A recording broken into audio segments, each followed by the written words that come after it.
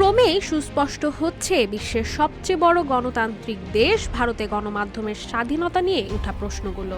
2014 সালে নরেন্দ্র মোদী প্রধানমন্ত্রী নির্বাচিত হওয়ার পর থেকে ভারত ওয়ার্ল্ড প্রেস ফ্রিডম ইনবক্সে 140তম অবস্থান থেকে নিচে নামতে শুরু করে।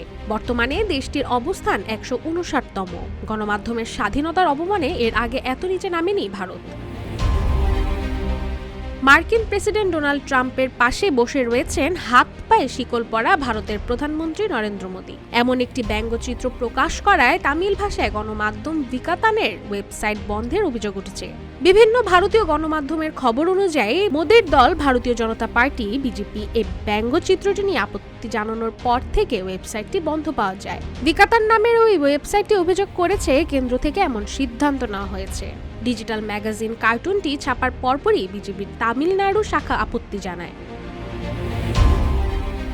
আলোচ্য কার্টুনটিতে দেখানো হয় প্রধানমন্ত্রী মোদী যুক্তরাষ্ট্রের প্রেসিডেন্ট ডোনাল্ড ট্রাম্পের পাশে বসেছিলেন, তবে মোদীকে শিকল পরা অবস্থায় দেখানো হয়েছে সেই কার্টুনে। গত 10 ফেব্রুয়ারি কার্টুন প্রকাশের পর থেকেই বিজেপি বিষয়টি নিয়ে অনভিপ্রেত উত্তেজনা দেখায়। সামাজিক যোগাযোগ মাধ্যম এক্সে অনেক ব্যবহারকারী জানিয়েছেন তারা বিকাতানের ওয়েবসাইট খুলতে পারছে না।